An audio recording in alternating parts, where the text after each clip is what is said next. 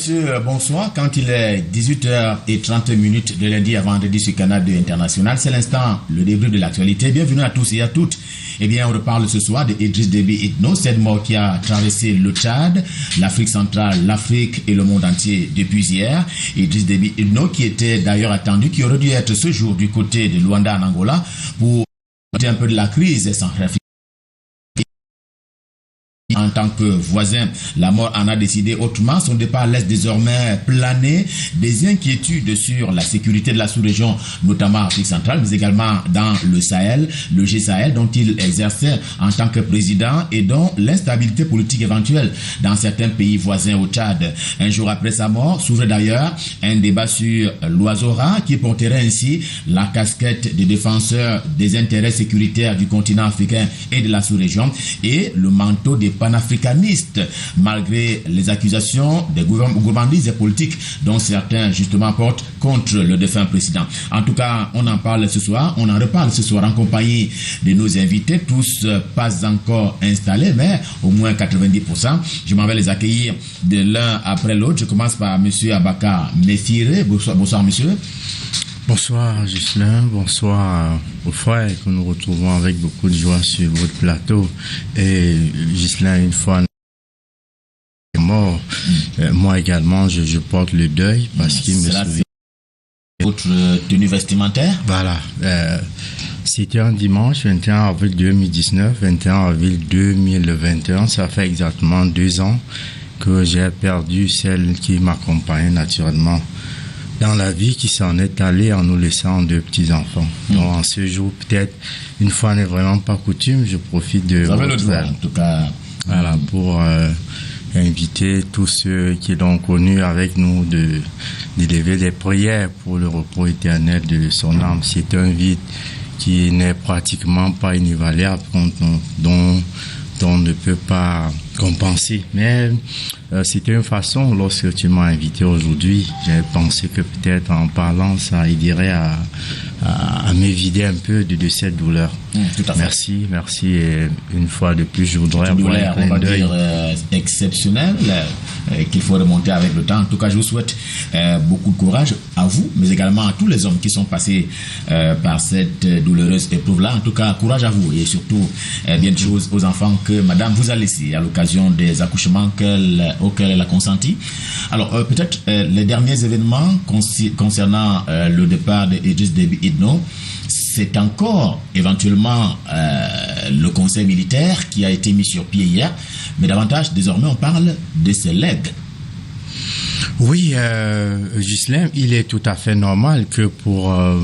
on va le dire comme ça, un patriarche, mais je mets les guillemets, un patriarche qui aura passé 30 ans au pouvoir, qu'on réfléchisse justement sur ses principaux legs. Et je pense que la manière dont l'homme s'en est allé inspire d'ailleurs ce qui devrait être la priorité, une réflexion profonde sur justement la manière d'exercer le pouvoir en Afrique et puis finalement qu'est-ce qu'on doit véritablement laisser pour la postérité lorsqu'on aura régné, comme nous l'avons dit, pendant 30 ans. Et effectivement, ce qu'on sait très bien faire en Afrique, il a véritablement commencé lorsque nous sommes là, lorsque nous régnons, surtout comme c'est le cas en Afrique, dans un contexte on va le dire comme ça, de royaume où on se proclame démocratie, mais dont dans la façon de gérer le pouvoir, on est véritablement dans un royaume. Généralement, dans ce modèle gouvernant, on constate quelque chose, c'est que lorsque le roi est là, il est célébré. C'est, comme dit Norbert Elias, c'est la société des cours, où le grand roi est là avec des courtisans qui, à longueur de journée, tels des griots, chantent les louanges, ne cessent pas d'égrener des chapelets de louanges à l'égard, justement, du roi. Mais le jour, dès lors que le roi n'est plus là, ça va dans tous les sens, parce que moi, c'est ce qui m'intéresse. C'est la zone que j'attendais, justement, de voir et de m'y engouffrer en termes d'analyse, on commence déjà à voir des choses commencent à se dire. Et le plus souvent, il se dit que...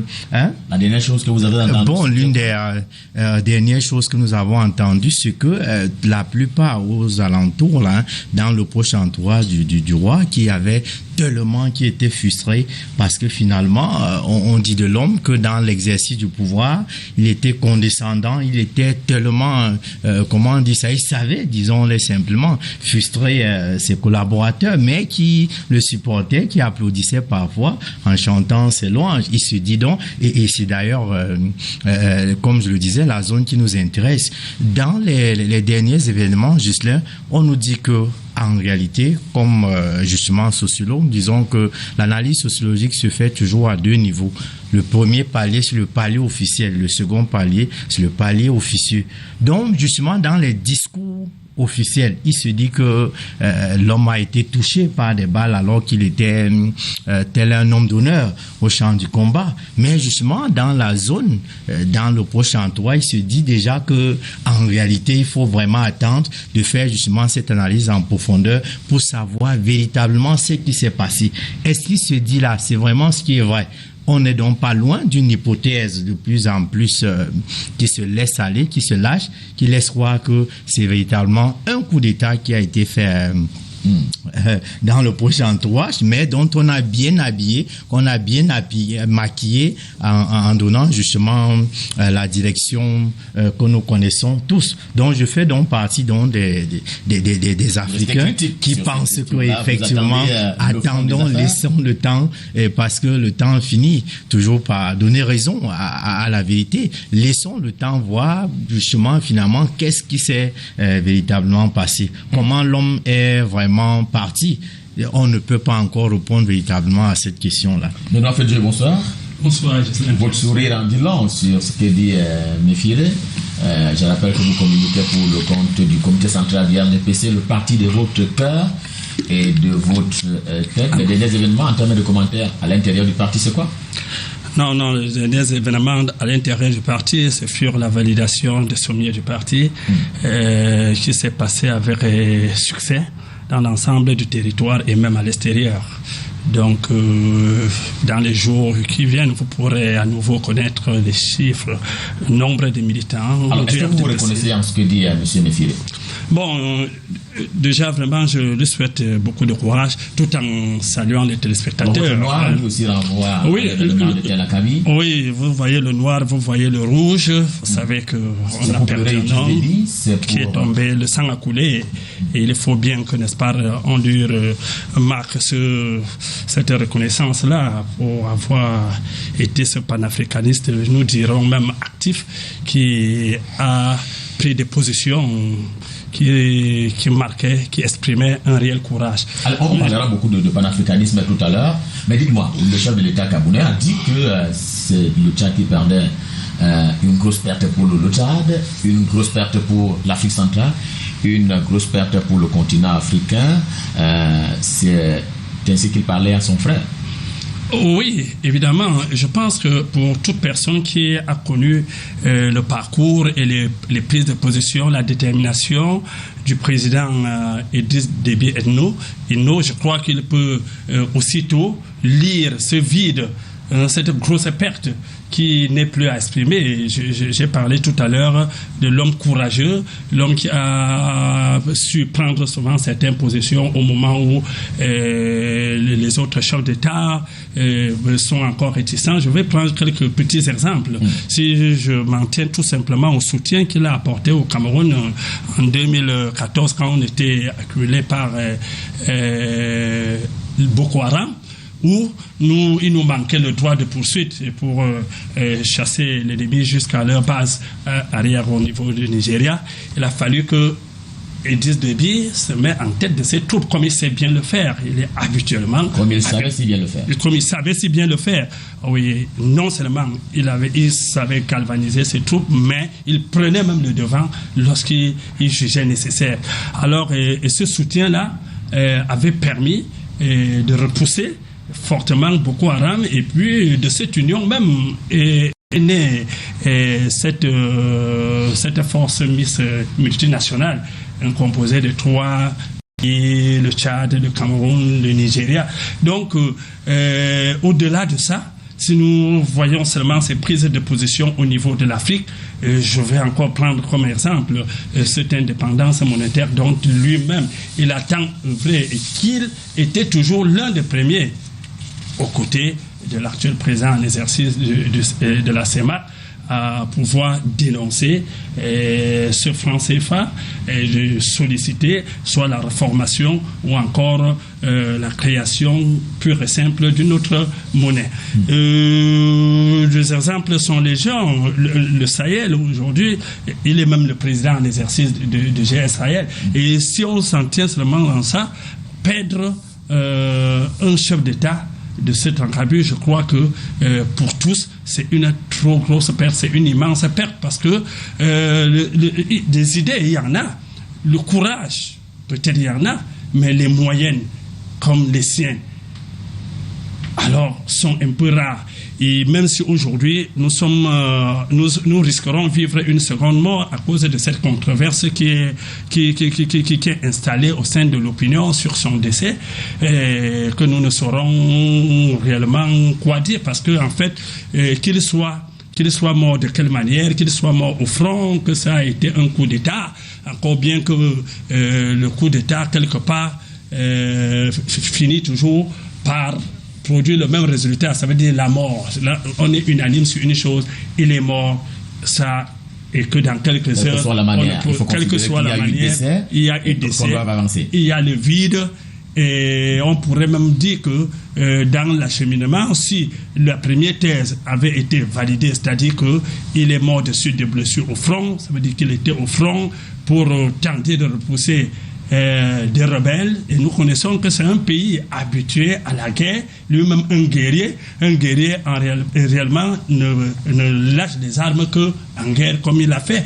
Alors il était au front pour le président Gabonais, il est mort comme il a vécu. Comme il a vécu à peu près. Et puis même là, on voyait là une histoire se rééditer avec l'incursion des rebelles, les mêmes rebelles, parce que je ne voudrais pas convoquer la morale publique avec cette maxime qui dit que tue pas l'épée, périt par l'épée. Ça veut dire en quelque sorte, il y a 30 ans, il est arrivé au pouvoir, toujours par le canal d'une rébellion, mais à la différence que celle-là était partie du Soudan et celle-ci part de la Libye. Donc, c'est pour ça que j'ai dit aujourd'hui que tout ce qui nous mettons aujourd'hui en exergue, c'est la mort. C'est qu'il est mort, quelle que soit la manière. Alors, Faustin Etouké, à la suite de ce que dit M. Fedjeux, on peut dire que Idriss Déby, s'il n'avait pas existé, il aurait fallu le créer au regard de ce vide qu'il laisse quand même en termes de combat qu'il menait pour le panafricanisme, pour la sécurité, notamment en Afrique centrale, mais également dans le Sahel. Oui, peut-être. Bonsoir déjà Pierre Ghislain, bonsoir aux téléspectateurs de Canal 2, bonsoir aux panélistes, condoléances à M. Méfiré et puis au peuple tchadien aussi. Cela dit, le panafricanisme du maréchal Idriss Déby Itno, nous n'allons pas le contester, ni le sien d'ailleurs, ni celui de nos chefs d'État de la CEMAC et peut-être de la sous-région Afrique centrale. Il y a un chef d'État qui est mort en exercice. Et c'est peut-être devenu un peu en Afrique subsaharienne la norme de voir des chefs d'État mourir en exercice. Maintenant, si vous voulez... Donc vous dites qu'il ne quitte pas le pouvoir, il meurt étant en exercice?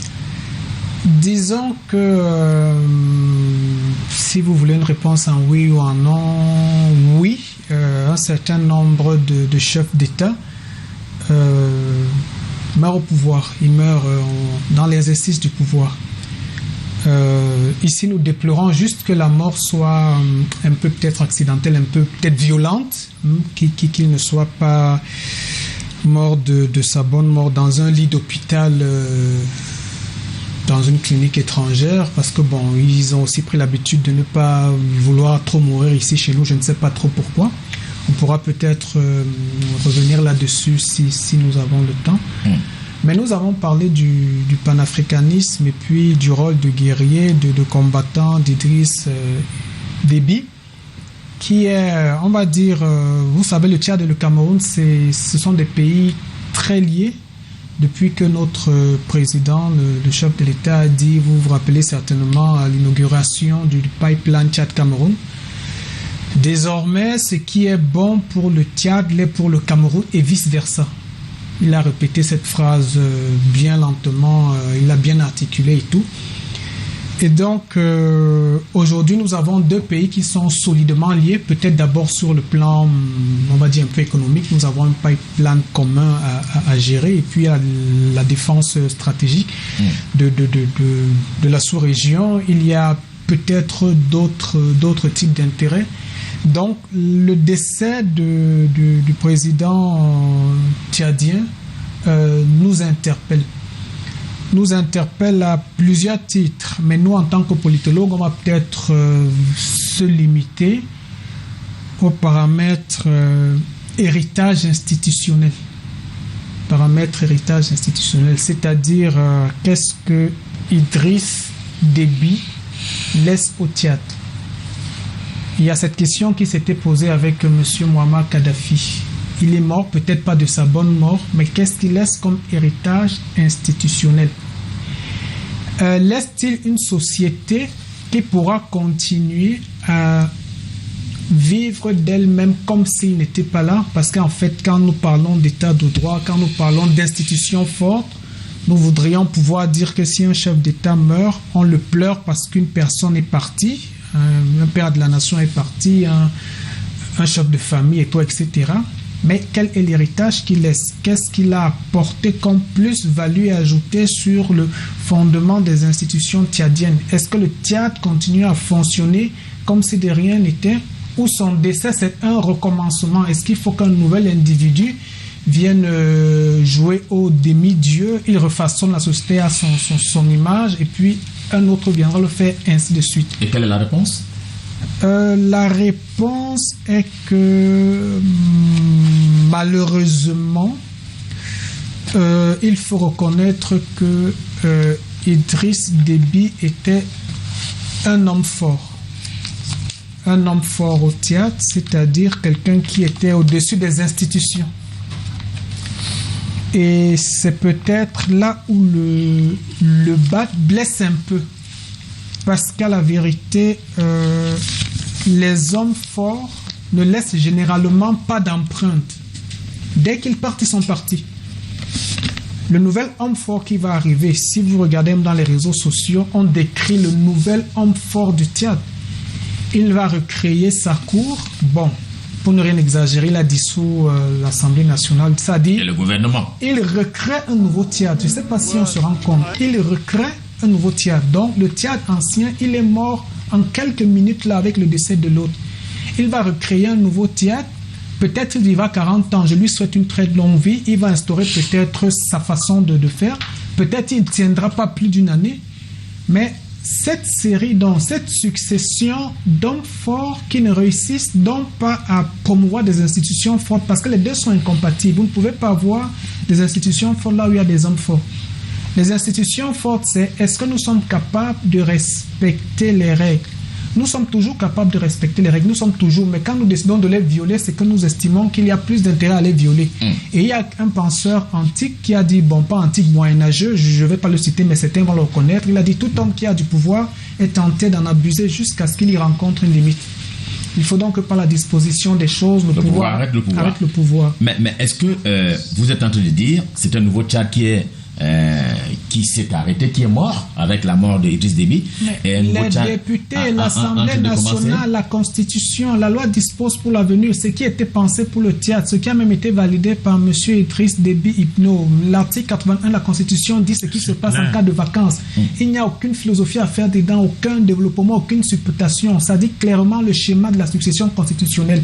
Nous avons vu donc un monsieur qui n'apparaît nulle part dans le schéma constitutionnel, mais qui a fait un message et puis qui a déjà reçu même des félicitations, des encouragements, des condoléances. À ce moment, c'est des chefs d'État en exercice. C'est au partenaire du Tchad, qui ont laissé faire entre guillemets le conseil militaire au lieu de s'abreuver à la loi fondamentale, la Constitution?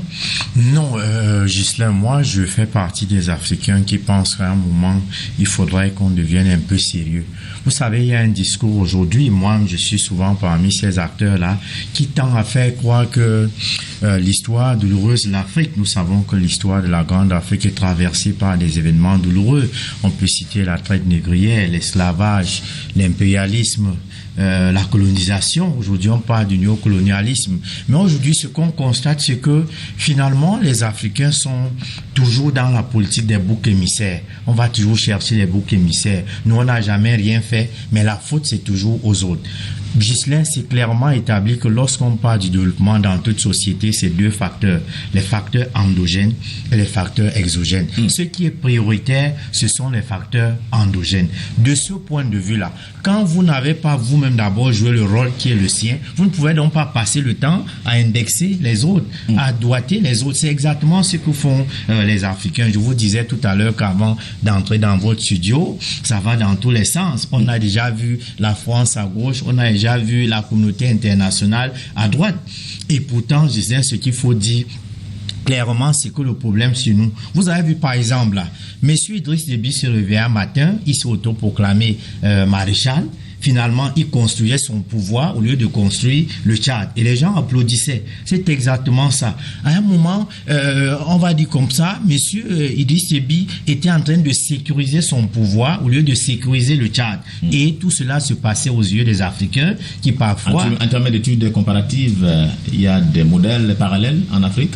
Bon, malheureusement, si nous restons dans l'Afrique centrale, par exemple, je vais penser que pratiquement nous sommes dans les mêmes modèles. Voilà pourquoi, généralement, vous voyez donc, l'une des véritables contradictions que nous sommes en train de vivre, c'est que partout, tous les chefs d'État qui vous disent qu'ils voudraient laisser en héritage à leur peuple la démocratie ont déjà félicité et souhaité les condoléances plutôt au CMT. Ce qui pour moi est une curiosité dont on ne peut pas expliquer. Justin, comment on peut expliquer, je venais de suivre monsieur Etouké qui explique clairement l'article 81 de la présente constitution du Tchad est assez clair pour ce qui est du schéma constitutionnel en cas de vacances de la présidence de la République. Comment expliquer que un monsieur, fût-il le fils du grand roi, parce que c'est le fils... Quand on a commencé cette émission, vous parlez de roi, pas de président de la République, pas de chef d'État. Bon, je vous ai déjà essayé de contextualiser pour vous dire pourquoi roi. Voilà, par exemple, un cas, je vous ai dit, monsieur Idriss Déby a passé le temps, par exemple, à sécuriser, à construire son pouvoir au lieu de construire et de sécuriser le Tchad. Et c'est pourquoi on aboutit à ça. Les gens peuvent trouver excessif, comme disait monsieur Etouké, que finalement, on se retrouve, alors que c'est le fils qui a pris le pouvoir, mais qu'on se retrouve pratiquement dans un Tchad qui est en train de succéder à un autre. Parce que finalement, Ghislain, nous sommes dans ce modèle-là où, généralement, nous ne comprenons pas que le développement doit d'abord s'enraciner sur des facteurs endogènes. Donc, c'est ce qui va faire que nous devons d'abord rassembler tous les moyens qui tiennent compte de nos réalités socio-culturelles avant d'aller voir chez les autres. Mais généralement, qu'est-ce que nous faisons? Et d'ailleurs, moi, ça m'a un peu... je voudrais être un peu plus brutal, ne pas observer la même vigilance, monsieur Etouké. Vous avez vu là, monsieur Idriss Déby, et on l'appelle panafricaniste. Mais vous voyez, généralement, on se retrouve dans un modèle panafricaniste qui est frelaté. Parce que c'est au gré des circonstances et des intérêts. Un coup, par exemple, ce que les gens n'aiment pas qu'on dise. Vous allez voir les mêmes acteurs qui sont des élèves des produits raffinés de la France. Mais à un moment, on va donc vous brandir, agiter un autre torchon qui laisse croire que non, nous sommes le grand panafricaniste et que nous disons non aux forces coloniales. Nous nous retrouvons donc dans des scènes de ménage qui se produisent au gré justement des circonstances et des intérêts qui visent à pérenniser justement ce que l'autre politologue appelait le gouvernement perpétuel. Nous nous retrouvons donc finalement dans ce modèle qui fait que exactement, totalement d'accord avec M. Etouké, on est dans la logique de construction des hommes forts et non des institutions fortes. Au point où les gens tendent toujours à vous dire que non, ce sont des hommes forts qui bâtissent des institutions fortes, ce qui est pratiquement pour moi un non-sens. Ça ne peut pas s'expliquer parce que comme on a dit, les institutions permettent justement de mettre sur pied des éléments qui font que les lois soient impersonnelles et impartiales. C'est-à-dire que quelle que soit la personne qui arrive, finalement, la vie de la nation continue sans problème. Mais vous avez vu ce qui est en train de se faire là. Alors que l'article 81 de la présente Constitution est assez clair, on crée un CMT qui finalement est justifié et expliqué par tous, en commençant justement par les gouvernants africains qui ont déjà salué et applaudi. Quels sont ces gouvernants qui ont salué le Conseil de sécurité, enfin le Conseil militaire du Tchad? Avoir quelques gestes. Lorsqu'on félicite, lorsqu'on souhaite. Alors, qui a souhaité en passant par des gens qui souhaiter les condoléances à un peuple ne signifie pas qu'on est d'accord avec le régime de force qui s'installe. Je pense bien que si un monsieur, alors que le président de l'Assemblée nationale, qui d'après les instruments constitutionnels devrait être celui qui devrait prendre les rênes du pouvoir, il est vivant, il existe, et que finalement un CMT se crée et qu'on passe par ce CMT-là, c'est qu'on est en train de légitimer justement ce qui est pourtant anticonstitutionnel. Alors, le professeur Olivier Billet nous a rejoint, l'homme du foyisme, il est panafricaniste et président de l'Union pour la fraternité et la prospérité. Il prendra la parole tout de suite après vous. Vous vous sentez en les propos tenus par M. Abaka Mifire? Non, en partie. La question des hommes forts qui sont plus forts que les institutions. Oui, non, en fait, sur ce plan, nous sommes pas... D'abord, la petite précision, est-ce que le chef d'État camerounais s'est adressé au peuple tchadien ou au contraire s'est adressé au conseil militaire? Non, effectivement, j'en revenais parce que dans son déroulé, il a évoqué deux causes. Des causes qui peuvent être exogènes et celles qui peuvent être endogènes. J'ai cru qu'en invoquant les causes endogènes, il devait parler de la résignation du peuple tchadien. Je crois que là où il fallait adresser les condoléances, il faut déjà noter que après ce qui s'est passé, effectivement, ils ont bafoué les principes de la Constitution. Ils n'ont pas respecté la Constitution. Ils ont dissous la Constitution. Ils ont dissous le gouvernement. Aux dernières heures même, ils ont encore invité les ministres à poursuivre le service en attendant qu'un nouveau gouvernement soit mis en place. Mais au-delà de ça, il faut dire, je crois que c'est le peuple tchadien qui doit se plaindre en premier. Parce que après l'annonce du décès et la mise sur place du conseil militaire, le peuple tchadien, en dehors de quelques sorties, pour la dire, de certains opposants, le peuple tchadien n'est pas sorti pour rejeter le conseil militaire. Et dans ce contexte-là, il faut adresser les condoléances. Est-ce que le peuple ne s'exprime pas à travers les élus, le Parlement qui a été dissous, qui aurait dû s'exprimer? Je dis oui, il s'exprime à travers le Parlement. Mais c'est le même peuple qui a laissé faire, qui laisse faire et qui n'a A-t-il les moyens du contraire? Non, ils ont les moyens contraires. On n'arrête pas le peuple. On n'arrête pas le peuple. Si le peuple estime que le comité que vient de passer le conseil militaire n'est pas conforme à leurs règles, immédiatement ils sortent. Et moi je vais dire, chaque pays, j'ai l'habitude de dire à ses réalités. Maintenant ma question. Oui. Le président camerounais s'est adressé au conseil militaire ou au contraire au peuple tchadien? Non, il a adressé les condoléances au peuple tchadien, à la famille, bien évidemment, qui n'a pas manqué de mentionner celui qui est le porte-parole, non pas le porte-parole, qui est le président du conseil militaire. Pourquoi? Parce que c'est celui-là que le Tchadien place en premier plan. Puisqu'il faut le dire, vous citez l'article 81, on ira plus loin pour se poser la question aussi que le Tchad qui a des accords militaires avec la France, pourquoi on est allé jusqu'à tirer sur un chef d'État sans que la France, à partir des accords militaires, nationaux, l'article 35 alinéa 2, qui stipule que 3 jours au plus tard après l'attaque, le pays partenaire s'auto-saisit et puis ils doivent intervenir. Or, à ma connaissance, je crois que c'est depuis la convocation des élections que en tout cas, l'assaut avait été lancé le 11 avril. Moi, je dis au-delà de cela, je crois que les condoléances, on les adresse. Mais là où M. Mefire a encore quand même s'est encore trompé, c'est qu'il a dit tous les pays dans l'Afrique centrale sont au même niveau en termes de respect des institutions. Moi, je dis non. Nous sommes au Cameroun et le Cameroun directement vous met face à votre mauvaise interprétation.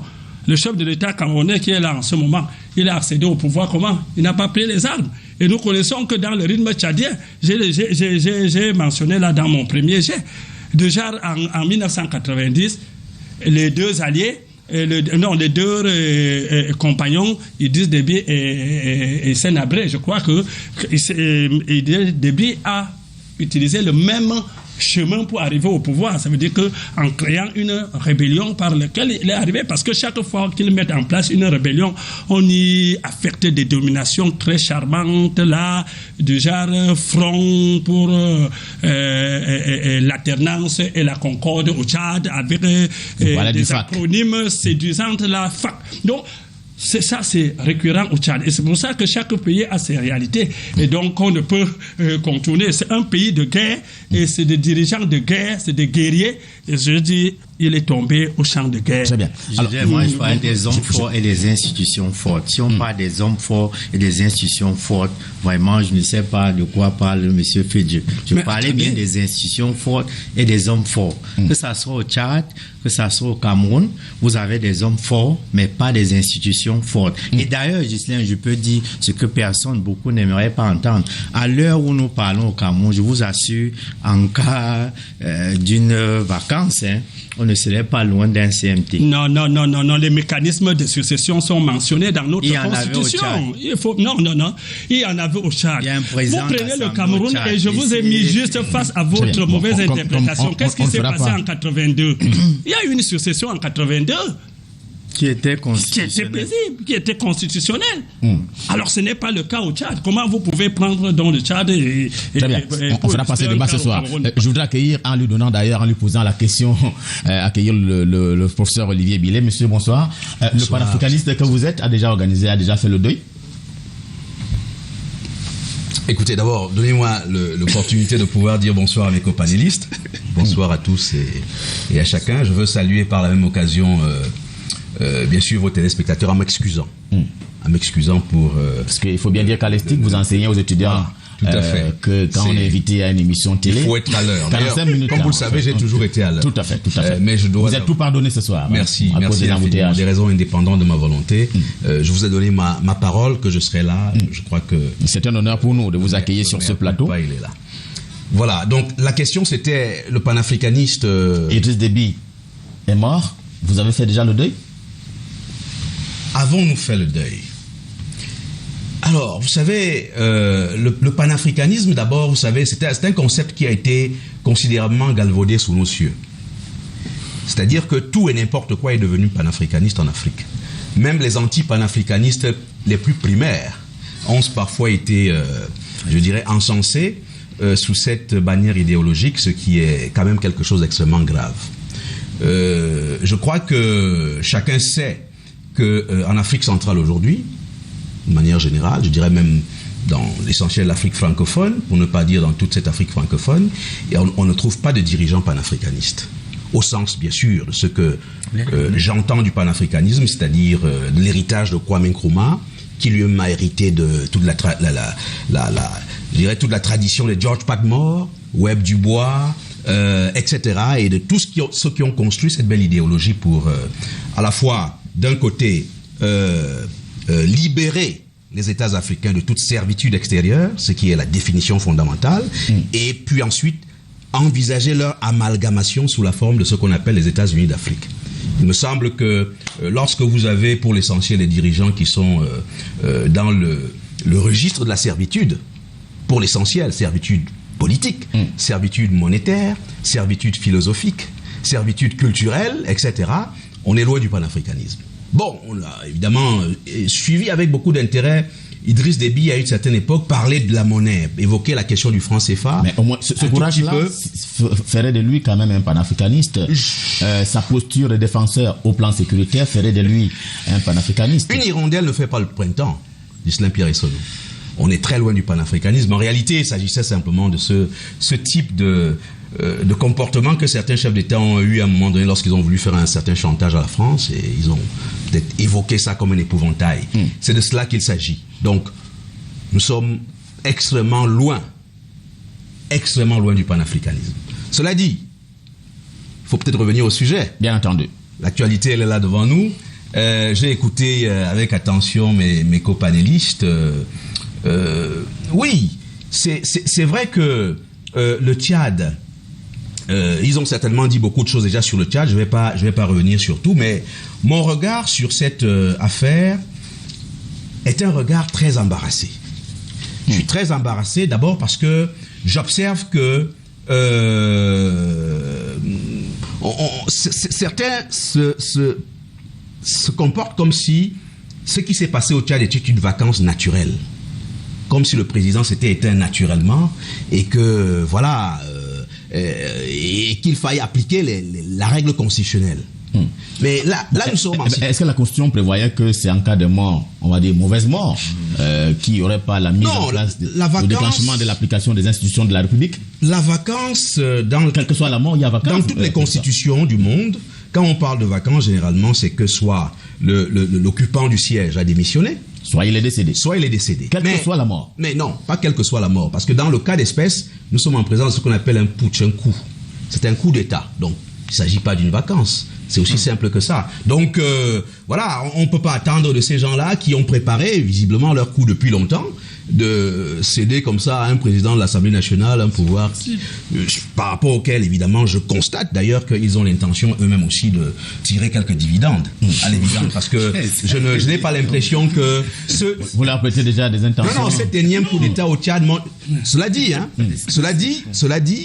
je voudrais quand même être clair sur cette affaire. Mon point de vue, que j'ai d'ailleurs donné à certains de vos confrères dans la journée, c'était de dire que ce qui vient de se passer au Tchad, pour moi, est un véritable séisme politique. C'est un véritable tremblement de terre politique qu'il faut mesurer.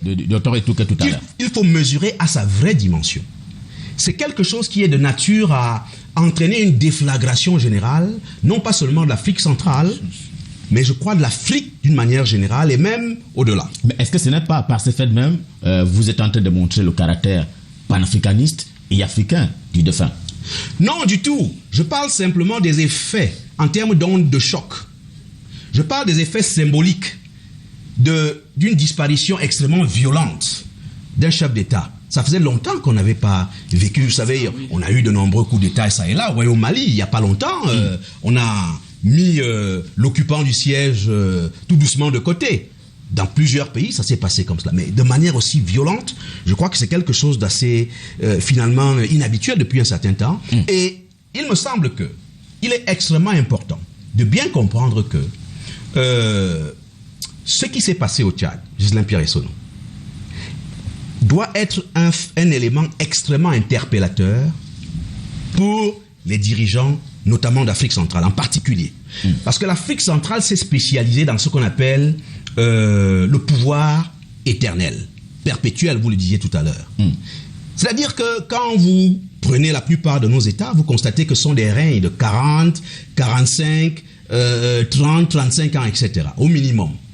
Et vous constatez que tout cela n'est pas le fait du hasard. Tout cela est le fait, si vous voulez, d'une construction qui date des années 90, où la France a instrumentalisé, si vous voulez, notre système institutionnel, de manière à mettre en place un ensemble de mécanismes qui font que, eh bien, celui qui leur est obligé, celui qu'il désire avoir au pouvoir, demeure.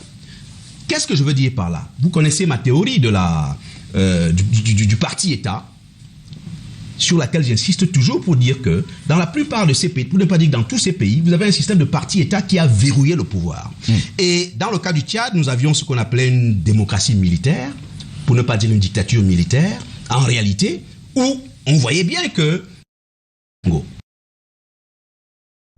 se faire élire et qui, à l'évidence, est parti pour un pouvoir pour peut-être mourir au pouvoir, comme c'est le cas dans beaucoup d'autres pays. Vous voyez bien comment ça se passe chez nous.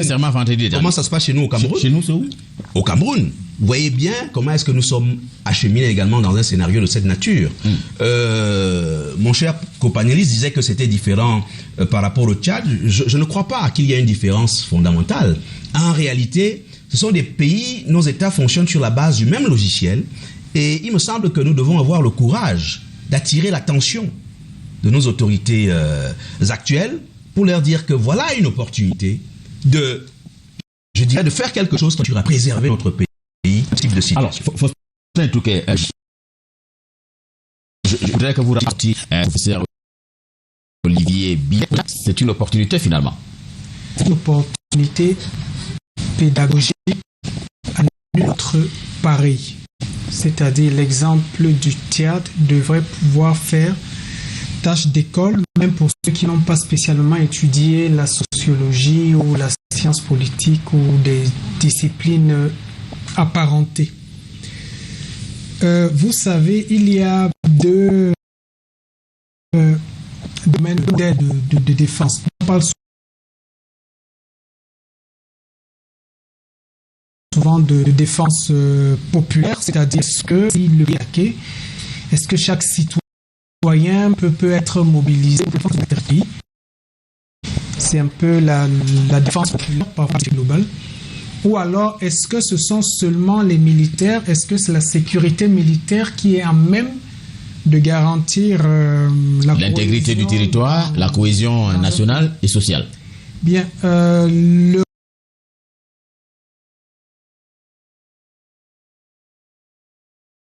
l'Europe a commencé par la sécurité militaire, c'est-à-dire il y a toujours une petite caste qui tient les armes, qui porte les armes, qui ont la puissance de feu et qui a toujours essayé d'imposer un ordre plus ou moins inégalitaire à la population.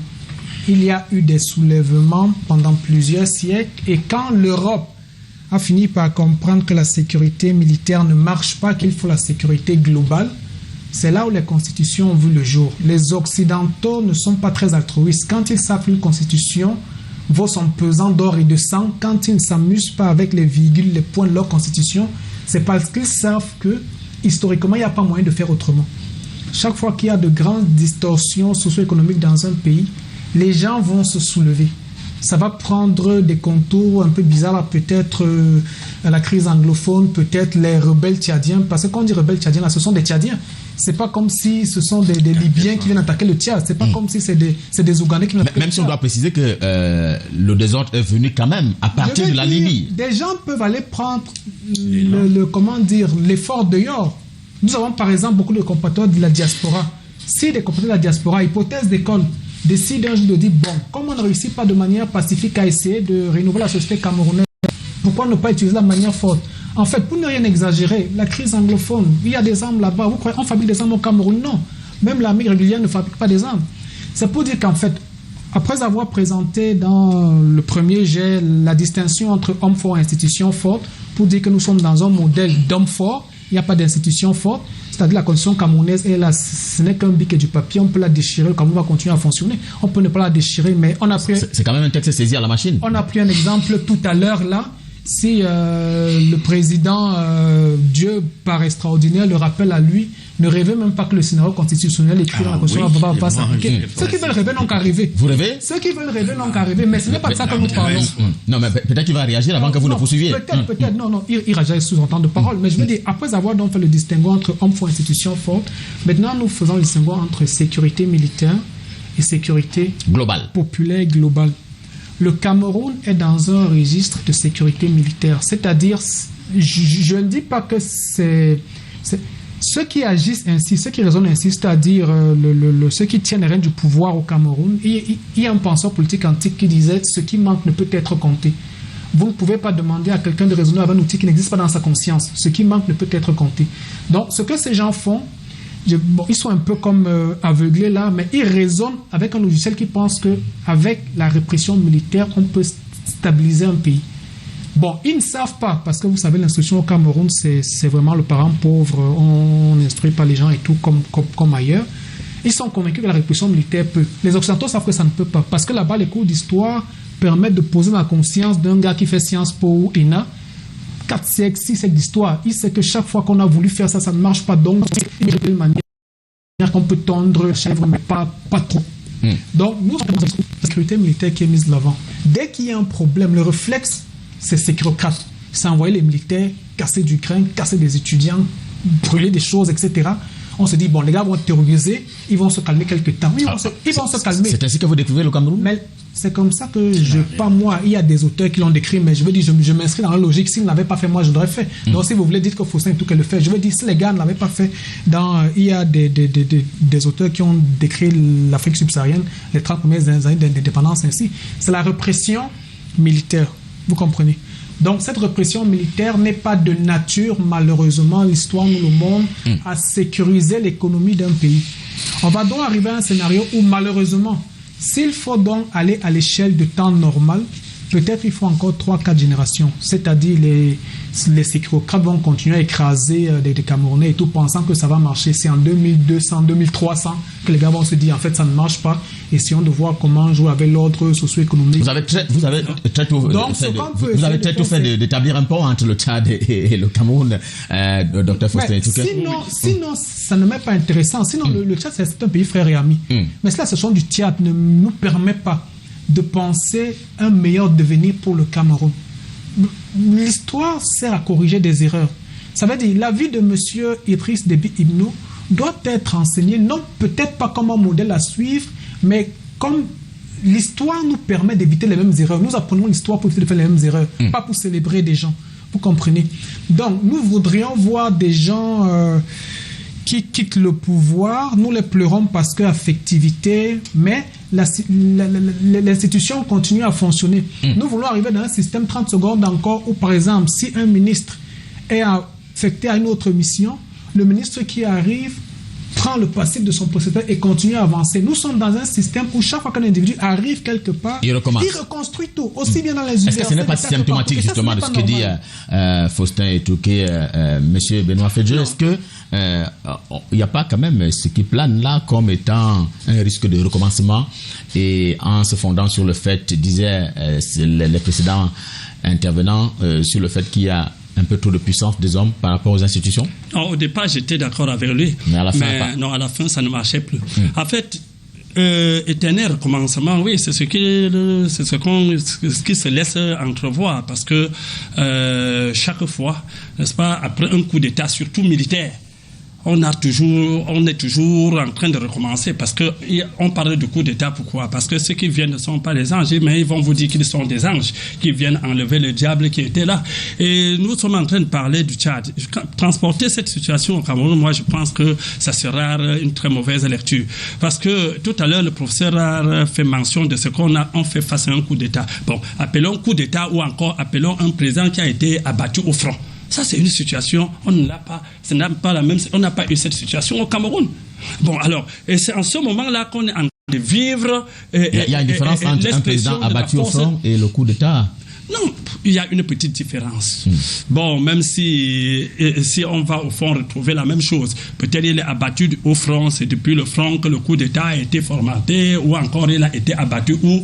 Bon, alors, est-ce qu'il est allé réellement défendre sa patrie et puis il a été abattu par l'ennemi? Parce que coup d'État mentionne là que ce soit dans son camp que l'ennemi se serait levé. Or, de l'autre côté, on pourrait dire les rebelles ont eu raison de lui. Bon, que ce soit un cas ou l'autre, nous disons tout simplement que on fait face, n'est-ce pas, au mépris dans le respect de la Constitution au Tchad. Mais au Cameroun, je ne voudrais pas qu'on vienne, n'est-ce pas, ameuter le peuple au Cameroun en disant on peut vivre la même chose. Je pense que dans une situation, avant de procéder aux comparaisons, il faut quand même qu'on ait au moins les éléments qui sont équiprobables pour procéder aux comparaisons. Au Cameroun, nous avons la Constitution et on a un exemple qui est palpable. Non. Ne dites pas non. Non, puisque nous... Très bien, je vais vous répondre. Oui, je vais vous répondre, monsieur Touké, puisque nous sommes dans une situation précise, qui est celle du coup d'État au Tchad et de la succession du président au Tchad. Je vais reprendre aussi le même exemple au Cameroun pour dire, au Cameroun, on a eu une succession en 1982, qui était une succession constitutionnelle dont on a respecté la Constitution. Et je crois qu'à l'heure où nous parlons, on a également les mécanismes de dévolution du pouvoir qui sont mentionnés dans notre Constitution. Alors, vous allez vous baser sur quoi pour me dire ce qui s'est passé en 82 ne se passera pas en 2000X? Non, je crois que plutôt nous sommes aujourd'hui en 2000. Nous sommes aujourd'hui en 2021. Parce que vous êtes communicateur, je crois. Non. Au-delà de cela. Au-delà de cela. Est-ce que les principes de la Constitution camerounaise sont respectés? Écoutez, nous ne sommes pas. Non, monsieur Touké. Non, je veux vous dire, le Cameroun c'est pas le paradis en matière de respect de la Constitution. Ce n'est pas l'enfer non plus. Ce n'est pas l'enfer non plus.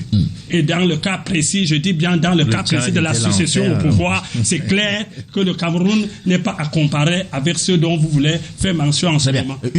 Rapidement, une réaction du professeur. Non, moi je voulais très rapidement dire Monsieur Fedieu. C'est bien Monsieur Fedieu. Oui, bien entendu. Benoît Fedieu. Je vais dire que je me demandais pourquoi, de quoi a-t-il peur? Vous me laissez l'impression de quelqu'un qui a peur. J'espère que vous n'êtes pas habité par la peur, j'espère. En tout cas, ce qu'on peut dire quand même en toute franchise, comprenez, c'est que Idriss Déby était au pouvoir depuis 31 ans. Nous sommes d'accord qu'il avait troqué sa tunique, n'est-ce pas, de militaire contre celle du dirigeant civil. Et que le Tchad s'était déjà acheminé dans une logique de, on va dire, je dirais pas de démocratie libérale, comme on peut les voir dans les pays sérieux, mais en tous les cas, il s'est installé dans la trajectoire démocratique oui. Ou plutôt de démocratisation. Bon, accordons-leur ça. Donc, on dit qu'il a été réélu dernièrement. C'est bien ça. Le 11 avril. Voilà. Ça veut dire qu'en réalité, qu'est-ce qu'on lui reproche au fond, finalement? C'est là la question fondamentale qu'il faut se poser. Je signale au passage quand même que c'est pas un coup d'État qui vient de loin. Son fils est au cœur de cette affaire, avec un groupe d'acteurs, putschistes donc, qui ont décidé de le débarquer ainsi. Et donc, voyez-vous, que ce soit passé à la frontière ou etc., il est clair qu'il savait déjà qu'il y avait ce mouvement qui était déterminé à le faire partir. Donc lui, il a voulu prendre les devants, montrer qu'il est un vaillant guerrier, il est allé au front et puis ça s'est terminé comme ça s'est terminé. Mais ce qu'il faut dire, c'est que dans le fond, il n'y a donc pas de différence entre le Tchad et le Cameroun, parce que le Tchad était déjà dans un processus, les questions de coup d'État étaient déjà loin derrière nous. Hein. Je rappelle que ce n'était pas son premier mandat. Donc, il en était au 6e. Voilà. Il en était au 6e, donc c'est un pays comme le Cameroun avec une constitution, n'est-ce pas? Voilà, avec un président élu. Mais la vraie question, c'est comment ces présidents sont-ils élus? Et c'est là où le parallèle peut être fait, parce que quand vous savez comment les présidents sont élus, puisque vous redoutez qu'on parle du Cameroun, eh bien, regardez toute l'Afrique centrale, ce sont les mêmes mécanismes, ce sont les mêmes techniques. C'est-à-dire que, dans le fond, c'est rien, mais rien du tout. C'est des élections des scores à la soviétique, systématiquement. Est-ce qu'on a besoin de faire un dessin au Camerounais pour savoir que la corruption électorale est établie? Est-ce qu'on a besoin d'expliquer à quelqu'un pour dire que, comment on va dire cela, l'appareil de l'administration et des fonctionnaires, etc., et de tous les grands corps de l'État du Cameroun sont dans une position de soutien aveugle au parti État dominant et surobèse au Cameroun? Est-ce qu'on a besoin d'expliquer ça? Dès qu'on a dit obèse, on dit encore surobèse. Surobèse, parce que c'est une surobésité qui est simplement liée à des considérations, je dirais, opportunistes. Monsieur Fedieu, j'espère qu'il est un militant sincère, mais en tout cas, la plupart des militants de votre parti, c'est des gens qui sont là, pour l'essentiel, parce qu'il y a un morceau de pain, parce qu'il y a un poste, parce qu'il y a rien de substantiel, en réalité. Et vous parlez de RDPC comme étant un parti État, vous réagissez avant mes filles. Non, mais j'ai pas terminé. J'ai pas terminé. Si je peux chuter. Je voulais donner l'occasion de réagir un peu. Oui, monsieur Fedieu. Allez-y, pour le président. Allez-y. Pour dire simplement que il n'y a strictement aucune différence entre nos États, notamment en Afrique centrale. C'est les mêmes systèmes. Vous prenez la Guinée équatoriale. Il est là depuis plus de 40 ans. Mais il a fait partir son oncle. Chacun le sait. Le président congolais Sassou Nguesso qui vient de se faire élire, il s'est pas fait élire, il s'est fait réélire. Enfin, il s'est fait réélire, très bien. Voilà. C'est pareil avec l'Issouba, etc. C'est quasiment la même chose partout. Et au fond, cela montre clairement que les peuples même sont généralement extrêmement épuisés par ce type de système dirigeant. Et les peuples, comme dans le cas du Tchad, je crois que les gens ne sont pas sortis dans la rue parce que quelque part ils sont soulagés de ce que quelqu'un était parti pour gouverner ad vitam aeternam. Très bien. Une réaction avant. Tu n'as pas parlé de ça veut dire que vous chutez en me rejoignant pour ça. Ils ne sont pas sortis sur la rue parce que ils se sont rendus coupables de ce qui s'est passé. Ça veut dire qu'ils sont satisfaits. Ils sont complaisants. Non, mais je veux dire, ils sont pas mécontents. Ça veut dire qu'ils sont également satisfaits que le fils prenne les commandes. Peut-être pas satisfaits, mais vous savez, moi je disais tout à l'heure. Vous savez, monsieur Fedieu, il y a parfois ce qu'on appelle d'un pis-aller. C'est-à-dire que quelque chose se passe, mais cette situation qui se passe là est bien meilleure que celle qui prévalait auparavant. Voilà. Donc je crois qu'ils ne sont pas dupes. Ils ne sont pas dupes. Bon, alors, non, moi je voulais juste dire que tout à l'heure là, c'est le président Billet qui parlait. Il a enlevé d'abord la casquette du professeur Billet. C'est le président Billet qui parlait et on peut le comprendre parce que toujours être en train de transporter une situation chez nous. J'ai dit bien tout à l'heure que nous ne sommes pas le paradis, nous ne sommes pas l'enfer non plus, mais dans des cas précis, il ne faudrait pas dire, il ne faut pas nous comparer à tel ou tel autre pays, encore moins que vous avez parlé de la sincérité du militantisme. Non, il n'y a aucune unité de mesure pour évaluer un militant. Donc, même dans votre parti, non, l'unité de mesure n'est pas visible parce que le militant va tout exprimer de manière physique, toute sa volonté. Mais qu'est-ce qui vous rassure qu'il est sincère dans son militantisme? Vous êtes sincère avec le RDPC? Bon. Ça, je suis sincère avec le RDPC, mais seulement vous ne pouvez pas que croire à ma déclaration. Très bien. Alors, Abaka Mefire, peut-être que le professeur Olivier Billet avait déjà un peu tranché la question tout à l'heure, mais je vous la repose. La question de la participation de la société civile dans ce mouvement de transition et même de l'émancipation du peuple tchadien.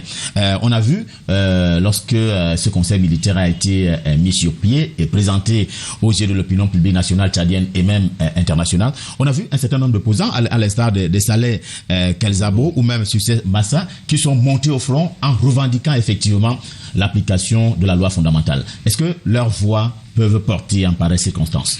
Non, malheureusement, Ghislain, vous voyez là, ça s'exprime partout. Hein. Souvent invité Monsieur Fédier pour la messe, parce que c'est comme ça, nous sommes dans la même logique. Vous avez dit la messe? Oui, la messe. Vous voyez là, comme... Ce sera qui le prêtre dans cette messe? Lui-même le prêtre, et vous serez... Voilà. Vous voyez partout, on a tout confisqué, au point où même sur un plateau, les autres n'ont pas droit à la parole. C'est comme ça que ça se passe au Cameroun, et c'est comme ça que ça se passe au Tchad. Les autres, on les appelle les opposants, mais leur voix, ça dit quoi? Je ne sais pas s'il faut l'appeler grand ou petit général, il a quand même 37 ans, le fils du maréchal qui est général. Vous pensez que ces gens, vous savez qu'il se dit d'ailleurs que c'est lui qui était souvent chargé de certaines missions. Déjà quand son père existait, quand vous étiez un opposant mal élevé, il traite votre cas. Je ne voudrais pas vous dire comment il traitait les cas. Voilà, donc ces opposants-là, pourquoi on ne peut pas peser leur voix? Puisque vous avez semblé être choqué. Pourtant, c'est exactement ça le mot. C'est exactement ça les sociétés africaines. Et le plus souvent, c'est ce qui pose problème. C'est pour ça que nous partons toujours chercher la responsabilité ailleurs. La politique des boucs émissaires. Vous voyez là, où personne n'a rien demandé aux Africains. La plupart des chefs d'État ici sur place au Cameroun, M. Biapol a dit qu'il voudrait qu'on retienne de lui celui qui a laissé au Camerounais la démocratie. Mais voyez comment ces gouvernants se comportent. Ils ont le dos tourné à la démocratie. Moi, tout le temps, j'ai souvent dit à ces gens que soyons à un moment un peu, je vais dire comment, cohérent. S'il y a un modèle qui est propre aux Africains, qu'on trouve ce nom, qu'on applique. Mais qu'on ne dise pas que c'est la démocratie et à un moment, en fonction des circonstances, non, les tels ont fait ceci, non, nous avons notre modèle. Voilà, c'est exactement la même chose. On va vous dire que c'est la démocratie, mais en fonction des circonstances, on va justifier que non, on ne peut plus respecter la Constitution parce que il y a ci ou ça. La voix des opposants ne compte pas parce que malheureusement, le Tchad n'est pas une république, c'est un royaume. Et justement, comme dans un royaume, nous sommes finalement dans un modèle dynastique où le père a laissé la place au fils. Et peut-être, je ne voudrais pas être un oiseau. Un oiseau. Mais vous ne savez pas en réalité. Tout à l'heure, moi, j'ai préféré être prudent en disant que il nous faut du temps pour creuser dans l'analyse, pour savoir exactement ce qui s'est passé au Tchad. Mais vous m'avez un peu donné quelques plates-bandes pour vous suivre là. Parce qu'il se dit clairement, Ghislain, que le père avait déjà promis le gâteau successoral au fils, qui était devenu très impatient parce que le père refusait de partir. Voilà pourquoi finalement on a précipité les choses. C'est entre autres thèses qui se construisent. Donc c'est ce qui peut justifier ce que le professeur appelle coup d'État, parce que nous quand même on est encore prudent. Il se dit que le monsieur était au front et qu'il a été touché. Ça c'est la thèse officielle. Voilà, mais dans l'officiel, effectivement, dans les analyses, on vous dit que vous voyez comment rapidement le fils a été entouré et validé crédité de bons points par, on va dire comment, le cercle direct du père.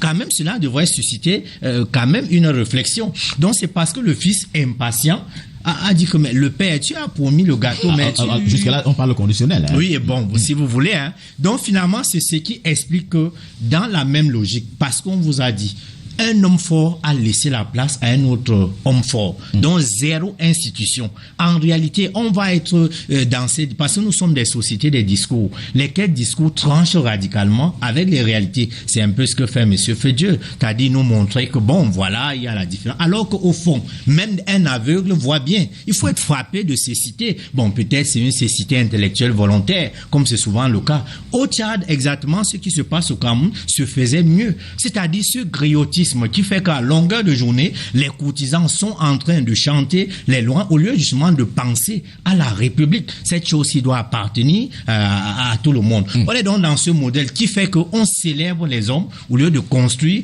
justement la République. Résultat des courses, on va bien vous appeler opposant. Mais si vous n'êtes pas un opposant du régime, en réalité, vous êtes une cible à abattre. C'est pour ça que parfois on vous a dit, le fils du maréchal devenu général arrivait même parfois à arrêter, à faire fesser ou en fonction des circonstances, à museler sous quelque forme que ce soit les opposants. Voilà pourquoi la voix de ceux-là qu'on appelle les opposants ne compte pas. Il est démontré, on vous parle de l'Afrique centrale, qu'il y a donc un mécanisme, un procédé par lequel on travaille pour arriver à déconstruire les opposants, à les désubstantialiser. Vous êtes opposant, on sait que sur la longue durée, vraiment, on sait comment on va vous épuiser. Je me souviens, c'est un grand baron du RDPC un jour qui nous avait dit que vraiment, il faut célébrer le président Biya. Que ce monsieur il connaît que chaque être humain a un prix, que ça peut prendre du temps. Ghislain, on peut l'acheter à la seconde. Mais Abaka, lui, peut prendre 2 jours. Un autre peut prendre 10 ans. Mais chacun a son prix. Ce ne sont que des exemples d'école que vous prenez. Effectivement. Donc, c'est finalement le type de logiciel dont parlait le professeur. C'est ça le logiciel qui est le logiciel gouvernant en Afrique et principalement en Afrique centrale. Résultat, dans des courses, on est dans des royaumes qui fait que les opposants, en réalité, quels que soient les projets qu'ils peuvent avoir, il y a des mécanismes pour les broyer. Et finalement, il est assez difficile de s'en sortir dans un tel modèle. Il nous reste moins de 10 minutes à passer ensemble dans ce studio. Je voudrais qu'on évoque le dernier aspect de ce débat avec le Faustin Etouké sur la posture de la France, parce que le professeur Olivier Billet a abondamment parlé de la France dans la politique extérieure de Paris sur l'Afrique. La France a dit et souhaitait une transition militaire de très courte durée. Cela veut tout dire, Faustin Etouké? Non, ça ne veut pas dire grand-chose. Ça ne veut pas dire grand-chose sur plusieurs plans. Déjà, le pouvoir qui est prêté à la France, c'est une fuite en avant. Nous sommes en 2021. Nous sommes en 2021. La France, nous ne sommes plus à l'époque de la conférence de Berlin. Nous ne sommes plus à l'époque de la fin de la guerre froide. Si la France a un pied en Afrique noire subsaharienne, c'est parce qu'il y a des citoyens subsahariens qui s'appuient sur cette France. Tout comme certains peuvent s'appuyer peut-être sur la Russie, d'autres sur la Chine. Donc, lorsqu'on va commencer à parler de la France, c'est qu'on décide sciemment de faire de la politique de l'autruche, on décide sciemment d'opérer une fuite en avant. Ce sont des acteurs africains, tchadiens, camerounais qui sont à la manette et qui, ma foi, en fonction de leurs calculs à l'intérieur de leur petite conscience, disent la France peut m'appuyer ou les États-Unis ou autre chose. Donc, tout ce que la France peut dire, peut souhaiter, certainement des deals ont été passés, mais nous ne sommes plus à l'époque où la France du général de Gaulle, celle qui a construit la France-Afrique, la première France-Afrique, qui est même morte à la fin de la guerre froide. Parce qu'en fait, c'est facile de présenter à l'opinion ce bouc émissaire-là. Ça permet quand même d'éviter de doigter du doigt les principaux responsables. En France, par exemple, peut-être encore 30 secondes, en France, vous savez que quand le président Macron, il va partir, un autre arrivera. La France, vous ne pouvez pas acheter un président parce qu'un individu ne peut pas amener la France où les institutions ne veulent pas. il y a quelqu'un qui va lui dire, Monsieur le Président, vous n'avez pas le droit. Nous ne savons pas former cette phrase en Afrique. On ne sait pas dire à un maître, à un professeur, à un recteur, à un ministre, à un sous-directeur, vous n'avez pas le droit, le texte ne le prévoit pas. On a peur de parler. On célèbre les individus. Donc nous sommes dans deux schémas de société radicalement différents. Nous transformons, nous formons nos enfants à obéir aux individus. C'est-à-dire, par exemple, vous, ce n'est qu'un cas d'école, vous pouvez dire à vos enfants, bon, à partir de maintenant, on fera ceci tous les samedis à 13h. Et puis la monnaie commence à prendre. Un jour, vous ne le faites pas, l'enfant vous rappelle que, mais papa, tu as dit ceci, vous le claquez. Et l'enfant comprend que c'est le père qui est la loi, ce n'est pas ce qu'il dit. C'est-à-dire, la loi peut changer du jour au lendemain. Et c'est ce système-là qui favorise, on va toujours revenir, des hommes forts. Les institutions, c'est facile de dire au président de la République, Monsieur le Président, l'ordre que vous donnez n'est pas conforme à la loi. Un militaire doit pouvoir le dire à son supérieur hiérarchique. Un étudiant doit pouvoir le dire peut-être à ses... Mais nous avons tué cet esprit-là. En Afrique, on dit quoi? Le père, la mère, il faut accepter, il faut supporter, il faut s'humilier, il faut ramper, il faut demander pardon, il faut supporter jusqu'à ce que ce soit votre tour. Et votre tour arrive quand l'aîné, il est mort de sa bonne mort biologiquement. Donc vous comprenez que dans ce système, le droit, ce n'est qu'un pot de fleurs sur la table. Très bien. La France n'y est pour rien, je suis désolé. Très bien, vous avez bien compris. Benoît Fedjeux, il soulève une problématique fondamentale. Peut-être que renforcer la force des institutions devrait amener chacun à pouvoir dire, y compris à son chef hiérarchique, encore plus à ses élus, là, vous n'avez pas le droit de le faire. Non, en fait, c'est plausible en contexte camerounais? Non, il n'a repris que là ce qui est toujours dit. Mais seulement quand il dit le militaire doit pouvoir dire à son chef que ce n'est pas ça, non. Je lui rappelle que le militaire, lui, reçoit les ordres et il les exécute. Donc, vous n'avez jamais entendu parler de la responsabilité de protéger. Vous savez qu'aujourd'hui on juge. Oui, en fait, oui, vous ne savez pas. Vous parlez parce que vous parlez. En fait, non, c'est vous qui avez touché l'armée. Le militaire, lui, il reçoit les ordres, il les exécute. Là, c'est clair et net. Bon, maintenant, vous ne savez pas. Non, n'allez pas dans ce domaine. Vous ne savez pas. Vous ne savez pas. N'allez pas dans ce domaine. Docteur Etouké. L'armée n'est pas fabriquée au Cameroun. L'armée existe avant que le Cameroun existe. Ne faites pas comme ça. Je ne pense pas que vous pouvez me citer un pays ici où chaque militaire crée ses ordres et on ne se soumet pas aux ordres du chef. Je ne sais pas. Si un ordre est donné qui n'est pas conforme un ordre manifestement illégal doit-il être exécuté? La preuve. Pourquoi le président américain, le précédent, est parti? Un ordre manifestement illégal. Écoutez un peu. Non, là c'est pas le militaire. Nous sommes là, je dans un domaine précis. L'ordre même manifestement illégal, chez le militaire, il faut encore bien qu'il sache que l'ordre est vraiment illégal. Et ça, c'est encore tout un autre débat. Maintenant, je disais tout simplement que la France, par rapport à la déclaration de la France, je crois que ça peut me mettre sur la piste des solutions pour comprendre pourquoi je disais ici, comment est-ce que le Tchad, qui a signé des accords militaires avec la France, on n'a pas actionné l'article 35 alinéa 2 de ces accords-là pour intervenir avant qu'il ne soit abattu ou encore avant qu'il ne reçoive la balle au front. Alors donc, cette position de la France qui fait ces déclarations-là, voir l'armée maintenir le pouvoir plus longtemps, donc ça peut peut-être expliquer ça. Ça veut dire que c'est une manière d'adouber ceux qui sont déjà là ou encore ceux qui vont être là en tant que des militaires. Quel avenir entrevoyez-vous pour le Tchad? Non, Ghislain, l'avenir du Tchad, je le vois comme ça, c'est-à-dire que, revenant sur les éléments qui sont évoqués tout à l'heure, nous voyons finalement que la société tchadienne, comme la plupart des sociétés africaines, c'est une société contradictoire. Sur les lèvres, on va dire que nous sommes à plus de 60 ans, que nous sommes devenus indépendants, mais vous vous rendez finalement compte pourquoi je vous disais tout à l'heure que la plupart, le panafricanisme, il est frelaté. En réalité, on l'utilise comme un torchon pour agiter en fonction des circonstances pour se maintenir. Mais dans la réalité, vous voyez que quand à chaque fois on évoque la France, c'est pour dire quoi? Que nos indépendants sont encore à questionner. Malheureusement, nous sommes encore au bout des lèvres. Nous sommes au bout des lèvres des États indépendants, mais dans la réalité, nous nous comportons encore justement comme ces produits raffinés et confirmés de la colonisation. Très bien. Olivier Billet, le président burkinabé Roch Kaboré a parlé du départ d'un grand panafricaniste et vous avez refuté tout cela au départ lorsque vous preniez la parole. Il n'a pas refuté. Oui, vous savez, quand quelqu'un décède, on est prêt à dire tout et n'importe quoi. Ça en Afrique. Je suis un peu dur, mais à vrai dire, non. Ce que nous devons peut-être ce dont nous devons avoir conscience, c'est que au fond, il faut pas être naïf.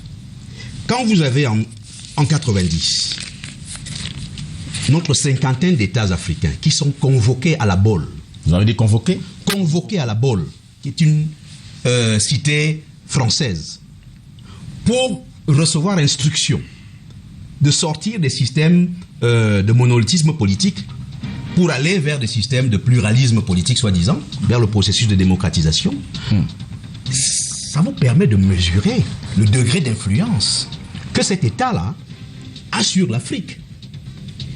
Et donc, je voudrais inviter mon jeune frère Etouké à pas faire preuve de naïveté sur ce plan-là, ce terrain, parce que c'est véritablement, je vous dis, que celui qui vous peut convoquer ainsi des États, des chefs d'État, est également extrêmement capable de mettre en place, vous permettez, est capable de mettre en place, avec ses dirigeants, de mettre en place les mécanismes qui vont permettre que, eh bien, des pouvoirs perpétuels s'installent.